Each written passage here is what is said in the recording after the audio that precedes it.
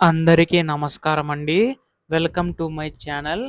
తెలంగాణ రాష్ట్ర వ్యాప్తంగా ఉన్న రైతు సోదరులందరికీ కూడా రాష్ట్ర ప్రభుత్వం అయితే మరొక శుభవార్త అయితే చెప్పిందండి.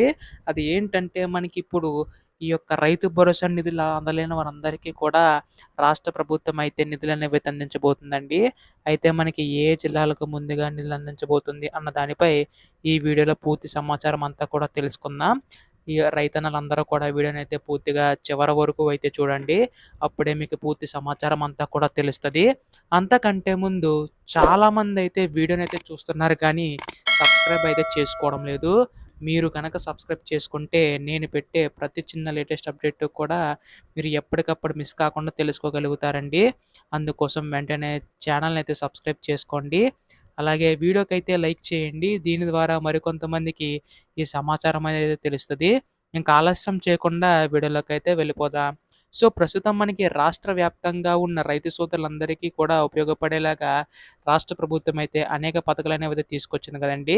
అందులో భాగంగానే మనకి ఈ యొక్క రైతు భరోసా పథకం కూడా తీసుకురావడం అనేది జరిగిందనమాట. సో, ప్రస్తుతం మనకి ఇక్కడ ముఖ్యంగా చూసుకున్నట్లయితే ఈ యొక్క రైతు భరోసా నిధులనేవైతే అందరికీ కూడా రావట్లేదని చెప్పేసైతే అంటున్నారు కాబట్టి రాష్ట్ర ప్రభుత్వం అయితే గొప్ప శుభవార్త అయితే చెప్పిందండి. ఎవరికైతే అందటం లేదో వారందరికీ కూడా నిధులనేవైతే జమ చేయబోతుందండి. కాకపోతే మనకి ఇక్కడ ముఖ్యంగా చూసుకున్నట్లయితే అర్హత కలిగిన వారు మాత్రమే నిధులనేవైతే జమ చేయబోతుందనమాట. అయితే మనకి ఒకేసారి నిధులు విడుదల చేయకుండా దశల వారీగా అయితే నిధులనేవైతే విడుదల చేయబోతుందండి. అంటే మనకిక్కడ మొన్నటి వరకు చూసుకున్నట్లయితే జనవరి 26వ తేదీన ప్రారంభమైన పథకం మనకి మార్చి 31 తేదీలోపు కూడా నిధులనేవైతే జమ అవుతూ వస్తాయన్నమాట. ఎందుకంటే మధ్యలో మనకి ఎమ్మెల్సీ ఎలక్షన్స్ కూడా ఉన్నాయి కాబట్టి, సో, ఎన్నికల కోడ్ ఉండడం వల్ల మనకైతే నిధులనేవైతే కాస్త ఆలస్యమయ్యే అవకాశం ఉందండి.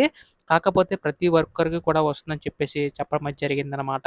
అయితే మనకి ఇందులో కూడా ఎవరికైతే సాగు భూమి కలిగి ఉంటుందో వారికి మాత్రమే నిధులనేవైతే జమ చేసే అవకాశం ఉందండి. సాగు భూమి లేకపోతే మాత్రం వారికైతే రావన్నమాట. అంటే రాళ్ళు, కుట్టలు, రప్పలు ఎవరైనా అప్లై చేసుకుంటే వారికైతే రాదండి.